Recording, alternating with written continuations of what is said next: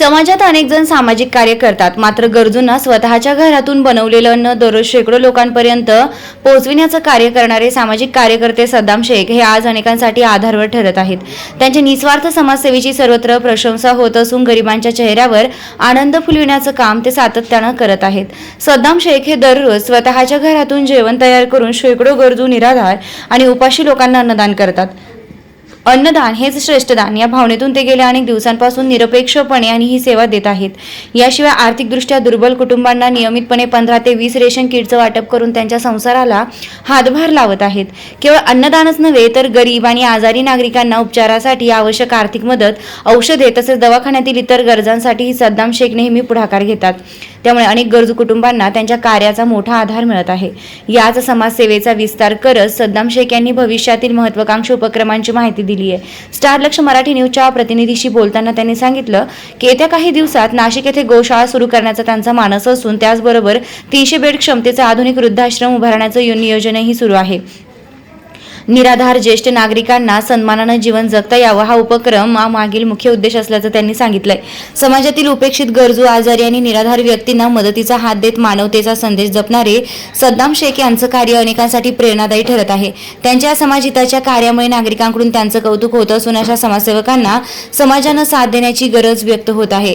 Star लक्ष Marathi news Saddam Shaikh यांच्या निस्वार्थ समाजसेवेचं मनपूर्वक कौतुक करत त्यांच्या कार्याला सलाम करतो. वृत्तसंकलन रफिक सय्यद.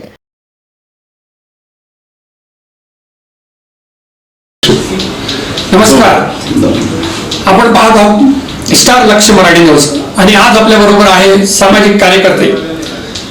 समाजाच्या प्रती असलेली बांधिलकी आणि भविष्यातील ध्येय या विषयावर आज आपण त्यांच्याशी चर्चा करणार. आपल्या बरोबर आहे सद्दाम शेख. नमस्कार. नमस्ते. आपलं नाव? मेरा नाम सद्दाम बख्शी. सद्दाम शेख. सद्दाम सर, आपल्याला एक सर्वप्रथम प्रश्न विचारायचा आहे का आपल्या समाजसेवेचा प्रवास कसं झालंय इतर प्रेक्षकांना सांगा. मी पहिले कन्स्ट्रक्शन बिझनेस करायचो. 2009 पासून आपण ते करत आलोय. त्याच्यानंतर जसं की अन्नदानचं चालू केलं आणि घरापासूनच चालू केलं. सुरुवातीला माझ्या मिसेसने टिफिन बनवून देणं आणि आम्ही गंगेवर जाऊन वाटणं, प्रत्येक ठिकठिकाणी वाटणं. त्यानंतर ऑफिसला लोक यायला लागले, मग आपण किट वाटायला लागलो लोकांना की बो त्या स्वरूपात आपण दान स्वरूपात किट वगैरे देणं, हे करणं, ते सगळ्या गोष्टी आपण करत आलो. कार्य करण्याची प्रेरणा तुम्हाला कुठून मिळाली? काय आलं, 2000 आता साधारण 6 ते 7 वर्ष झाले. माझा ना एक ॲक्सिडेंट झाला होता. खूप भयंकर ॲक्सिडेंट होता. त्याच्यामध्ये माझी वाईफची आई एक्सपायर झाली. खूप मेजर ॲक्सिडेंट होता. त्याच्यामध्ये माझ्या मुलांना, मला कोणालाच काही नाही झालं, फक्त माझ्या वाईफचा लेफ्ट साईडचा लेग थोडा प्रेस झाला आणि त्याच्यामुळं तिचं ऑपरेट झालं. ऑपरेट झाल्यानंतर त्यावेळेस कळालं का आता ह्या आयुष्यात पैसा काहीच नाहीये. त्यापासून एक मनात एक वेगळी ऊर्जा लागली आणि आजपासून आपण पैसा नाही, फक्त माणुसकी म्हणून आपण जगावं आणि लोकांना मदत करावी. लोकांची दुवा घ्या. येस, खूप सुंदर. त्यानंतर माझा एक प्रश्न असा आहे की कोणत्याही संस्थेचा आपल्याला आधार नसताना हा समाज कार्य करणं किती अवनतम आहे? सर, हे बघायला गेलं तर खूप अवघड आहे. कारण की आजपर्यंत जेवढ्या गोष्टी गेल्या स्वतःच्या मनाने आणि स्वतःच्या मर्जीने गेल्या. कोणत्या संस्थेने ना आपल्याला 1 रुपया दिला, ना कोणाच्या आपण 1 रुपया घेतला. लोक माझ्यापर्यंत आले तर सध्या हे ठेव, मी म्हणतो नाही, मला नाही पाहिजे. पुष्कळ पण आले, पुष्कळ संस्था पण आले, खूप आले. नाही पण म्हटलं नाही, आता जे काय आहे मनातूनच करायचं. जे कन्स्ट्रक्शन व्यवसाय चालू आहे त्या माध्यमातून जेवढं माझं प्रॉफिट होणं, नाही होणं, प्रॉफिट नाही पण झालं तरी खिशातून टाकून मी माझ्या ऑफिसपर्यंत कोणी आलं तर शक्यतो करून मी त्यांना वापस जाऊन देत नाही. येणाऱ्याची झोली रिकामी राहत नाही आणि आपण रिकामी राहून देणार नाही. आतापर्यंत केलेल्या कामापैकी कोणते काम तुमच्या मनात सर्वात जास्त जवळचे आहे? खूप काम आहे, सगळेच कामं जवळचे. कारण की जे येतात माझ्याकडं त्यांच्या डोळ्यात त्यांना अश्रूच असतात. म्हणजे मनामध्ये जेवढे लोक येतात एक वेगळीच भावना घेऊन येतात का बाबा मला सद्दामकडे गेल्यानंतर काही ना काहीतरी मनासारखं हवं, जे त्यांना हवं असतं ते मी त्यांना देतो. त्या गोष्टीला ते सगळे कामं माझ्यासाठी आठवणीदायकच आहे आणि पुढचे पण कामं आठवणीदायकच राहतील. मला एक असं सांगणार का, एखादी अशी काही घटना आहे का जी तुमच्या आयुष्यात कायम स्वरूपी लक्षात राहील? कायमस्वरूपी लक्षात राहण्यासारखी घटना एकच आहे का मी एक पुण्याचं काम करतोय आणि आयुष्यभर पुण्याचं काम करेल, तीच एक मोठी घटना आहे. समाजासाठी कोणत्या समस्येकडे तातडीने लक्ष देण्याची गरज आहे असं तुम्हाला वाटतंय? सध्या परिस्थिती खूप अवघड आहे बाहेर. जसं रोजगारचा विषय म्हटला तो नाहीच आहे, नाही सारखाच राहिलेला आहे. पण आता आमच्याकडनं जेवढा रोजगार देण्यात येईल, जसं कुंभमेळ्यामध्ये आपण रोजगार देणार आहे लोकांना, 300-350 पोरं भरती करणारे, लेडीज करणारे भरती, कुंभमेळ्यासाठी जे काय आपण नियोजन लावलंय त्याच्यामध्ये आता आपण विचार करतोय की आपल्या याच्यामध्ये साधारण 500-700 लोक कामं करतील त्या हिशोबाने. आणि रोजगारचा विषय बाहेरचा तो खूप कठीण आहे. बस त्या गोष्टीवर तर चर्चा केली तेवढी कमी आहे. अजून असं आता का लोकांकडून आणि प्रशासनाकडून आपल्याला काही मदत मिळते का? नाही, कोणाकडनं काय मदत नाही भेटत. जे काही चालतं सगळं आपल्या स्वतःच्याने चालतं. पण 100% माझे मित्र परिवार आणि माझे जेवढे जवळचे जेवढे आहेत त्यांच्याकडनं मला खूप मदत भेटते. म्हणजे ते माझ्या पाठीशी उभे आहेत, 100% राहतील. तर आपलं कार्य खूप महान आहे. आजपर्यंत आम्ही तुमचे रील्स वगैरे सगळे बघितलेले आणि तुमच्या रील्सला स्टार लक्ष मराठी न्यूज तुमच्या कार्याला सलाम करतो. या आता आजच्या तरुण पिढी आणि समाजाला तुम्ही काय मेसेज देणार?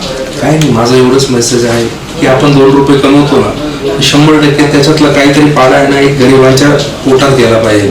आपल्या आजूबाजूला जसं कोणी राहतं, म्हणजे एखाद्या गल्लीमध्ये राहत असेल तर तिथे एखादी लेडीज राहत असेल, विधवा राहत असेल, तर त्या बाईला आपले मित्रमंडळ, आपण ठीक आहे देवाचा प्रोग्राम करतो, सगळ्या गोष्टी करूया, त्याच्यासाठी आपण पावत्या गोळा करतो. पण माझं एकच म्हणणं आहे की त्या ज्या गल्लीमध्ये विधवा लेडीज राहतील ना, तिला सगळ्या ग्रुपने मिळून 1 महिन्याला काहीतरी चंदा करून त्यांना दिला पाहिजे. म्हणून ते थोडे हा एक मेसेज आहे माझा. आणि जिथं गरीब आहे त्यांची मदत झाली पाहिजे. गरिबांना मदत करा. आपण जे रोज कमवतोय त्याच्यातला काही हिस्सा आपल्या गरिबांना देणं लागतं असं सदाम भाऊ यांचं म्हणणं आहे. सदाम भाऊ, अजून एक असा प्रश्न आहे, काळात आपण कोणते सामाजिक उपक्रम राबवण्याचा आपलं मानस आहे? आता आपण जसं गौशाळा चालू करतोय, 10 ते 12 दिवसात गौशाळा आपली चालू होईल. साधारण 200 गायांची गौशाळा असणार आहे. प्रत्येक रविवारी आपण तिथं एक प्रोग्राम ठेवणार आहे.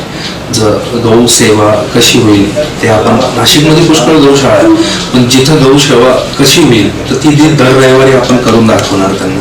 दर रविवारी तुम्ही या, गाय मातेला आंघोळ घाला, गाय मातेचं साफसफाई ठेवा. आमचे तिथं माणसं असणारच, म्हणजे माझे कमीत कमी 10 ते 12 माणसं असणार जे साफसफाई ठेवणार, सगळ्या गोष्टी करणार. पण तुम्ही दर रविवारी कॅम्पेनिंग असणार, तिथं प्रॉपर प्रोग्राम असणार, भोजन असणार आमच्या वतीने. तुम्ही यायचं, तिथं बसायचं, दिवसभर तो प्रोग्राम चालणार. त्या गोष्टीमध्ये तुम्हाला गाय सेवा कशी असते, आपल्या लहान पोरांना सगळ्यांना कसं आपल्याला करता येईल, कसं सांगता येईल का, गौ सेवा कशी असते, ह्या गोष्टी आपल्या पोरांना पण तुम्ही घेऊन या. एक सेवाच्या माध्यमातून एक खूप मोठी सेवा होईल. जर तुम्ही तिथं तुमच्या फॅमिलीला घेऊन येतील, कुटुंबांना घेऊन येतील, ती खूप मोठी सेवा होईल. बस एक. आणि दुसरं, मी वृद्धाश्रम चालू करतोय 300 बेडचं वृद्धाश्रम चालू करतोय. त्याच्यामध्ये राहणं, खाणं, हॉस्पिटल सगळं माझ्याकडे असणार. आणि जी फॅमिली, जे पोरं आपल्या आई वडिलांना माझ्याकडे घेऊन येतील, ज्यांची सांभाळायची दानत नाही, जसं काय म्हटलं ना का बाप आणि आई यांना जर सांभाळू नाही शकत ना तुम्ही जर माझ्यापाशी आणून देताय ना, तर त्यांचं जे शेवटचं हे राहील, अग्निडाग राहील, तो मी स्वतः समजा आपल्याला एक शेवटचा असा प्रश्न आहे की दिवसभरात आपण लोकांना अन्नदान करणे, अनेक गरीब लोक इथं आम्ही व्हिडिओमध्ये पाहिलेले, तर त्यांना खाण्याचा प्रश्न विचारायचा नाही, तर दिवसभरात किती लोकांना? साधारण 20 ते 22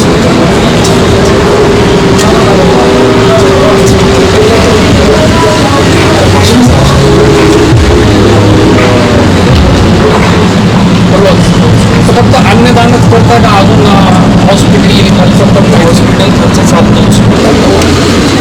गरिबाचे आसूड पुसणारा आणि गरिबाला पोट अन्न देणारा असा एक नाशिकमध्ये देव अवतार जन्माला आला आहे, त्याचं नाव आहे सद्दाम शेख. सद्दाम शेखला स्टार लक्ष मराठी न्यूज आणि ज्या लोकांना मदत मिळाली सर्वांतर्फे आज या गुरुपौर्णिमेतर्फे त्यांना मी गुरु समान मानाचा मुजरा करतो आणि त्यांना खूप खूप शुभेच्छा देतो का आपल्याकडनं अशीच समाजकार्य घडत जावा, अनेक गरीब लोकांना आपण मदत करत राहावा आणि अनेक दुःखारी लोक, या जगात खूप दुःखी लोक आहे, या दुःखी प्रकार लोकांना मदत करण्याची नाही. कुछ किस्मत दो सिर्फ दुआ दो, तो हमारी दुआ आपके साथ है सर। मैं बहुत बहुत शुक्रिया, आपने अपना कीमती वक्त निकाल के स्टार लक्ष्य मराठी न्यूज़ को दिया है। कॅमेरामॅन जीतू कानडे सह स्टार लक्ष्य मराठी न्यूज़ रफिक सय्यद, नाशिक।